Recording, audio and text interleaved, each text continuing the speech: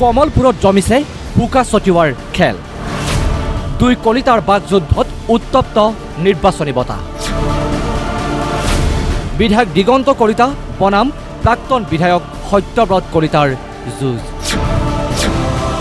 বিধানসভা নিৰ্বাচনলৈ মাজত মাত্ৰ কিছুদিন। ৰাজ্যখনৰ সৰ্বত্ৰে এতিয়া গাদী দখলৰ যুঁজ। সমষ্টিয়ে সমষ্টিয়ে ভোটাৰৰ মন আকৰ্ষণ কৰিবলৈ নামি পৰিছে প্ৰাৰ্থিত্ব প্ৰত্যাশী। চৰকাৰৰ ইখনৰ পিছত সিখন আঁচনিৰ শুভাৰম্ভ। শাসক বিৰোধীৰ মাজত তীব্ৰ বাকবিতণ্ডা। এনেদৰে বোকা ছটিওৱাৰ খেলেৰে উত্তপ্ত হৈ উঠিছে কমলপুৰ বিধানসভা সমষ্টি। শাসকীয় তথা বিজেপিৰ বিধায়ক দিগন্ত কলিতা আৰু বিৰোধী তথা কংগ্ৰেছৰ প্ৰাৰ্থী সত্যব্ৰত কলিতাৰ মাজত আৰম্ভ হৈছে সমষ্টি দখলৰ যুঁজ। আৰম্ভ হৈছে দুই দলৰ নেতাৰ মাজত কথাৰ কটাকটি। সমষ্টিটোৰ বৰ্তমানৰ বিধায়ক দিগন্ত কলিতাই অলপতে দলীয় এখন সভাত এজাউৰি দিয়ে প্ৰাক্তন বিধায়ক তথা কংগ্ৰেছৰ প্ৰাৰ্থী সত্যব্ৰত কলিতা। বিধায়ক দিগন্ত কলিতাৰ নিৰ্বাচন আহিলেই সত্যব্ৰত কলিতাৰ এক বিশেষ বেমাৰ হয়। এইবাৰ নিৰ্বাচনত এণ্টিবায়টিক দিব লাগিব সত্যব্ৰত কলিতা। সত্যব্ৰত কলিতাৰ এটা বেমাৰ আছে, ইলেকশ্যন খেলা, আৰু এইটো বহুত মানুহৰ ইলেকশ্যন খেলা বেমাৰ। আমাৰ কমলপুৰ সমষ্টিত এনেকুৱা বহুত বুৰঞ্জী আছে। এতিয়া সেই মানুহজনৰ যিটো বেমাৰ আছে ক'ত যাব? এতিয়া ক'তো নাপায়।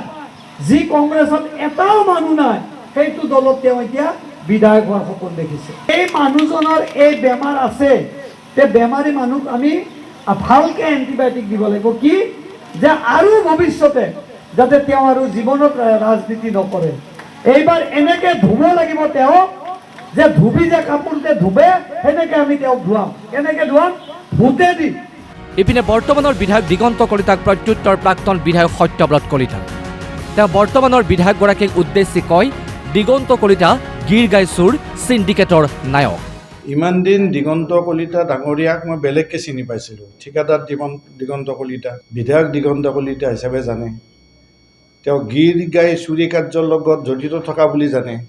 তেওঁ চিণ্ডিকেট চলায় বুলি জানে। কিন্তু এতিয়া নতুন এটা আজিৰ পৰা আকৌ গম পালোঁ যে তেওঁ বেজালিও কৰে।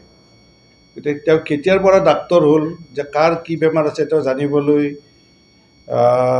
আৰম্ভ কৰিছে। এইটো কমলপুৰ সমষ্টিৰ কাৰণে সৌভাগ্য নে দুৰ্ভাগ্য মই নাজানো। এইটো কমলপুৰ সমষ্টিৰ ৰাইজে বিবেচনা কৰিব। অকল ইমানেই নহয়, দিগন্ত কলিতাক এজন এলজাইমাৰ ৰোগী বুলিও অভিহিত কৰে সত্যব্ৰত কলিতাই। তেওঁ কয়, দিগন্ত কলিতাই নাজানে ভাৰতৰ স্বাধীনতাৰ দিন। যিখন সভাত মোক কৈছে যে মোৰ এটা বেমাৰ আছে, সেইখন খবৰ আপুনি শেষলৈকে চাব। তেওঁৰ আচলতে এটা নতুন বেমাৰ আৰম্ভ হৈছে, এলজাইমাৰ। তেওঁ মানে পাহৰি যায়। তেওঁ ভাৰতবৰ্ষ কেতিয়া স্বাধীন হৈছে সেইটোও বেলেগক সুধি ক'বলগীয়া হৈছে। তেনেকুৱা এজন ব্যক্তিক প্ৰশ্নৰ উত্তৰ দিয়াটোৱে মই ভাবোঁ মোৰ কাৰণে এটা বৰ অস্বস্তিকৰ। বিধায়ক দিগন্ত কলিতাই সত্যব্ৰত কলিতাক সমালোচনা কৰিবলৈ যাওঁতে পাহৰি যায় ভাৰতৰ স্বাধীনতাৰ চন। পিছত বেলেগৰ মুখৰ পৰা শুনি শুদ্ধকৈ ক'বলৈ ধৰে। বাইহাটাৰ পৰা ভগদত্ত ৰেখা ৰিপৰ্ট, অসম লাইভ 24।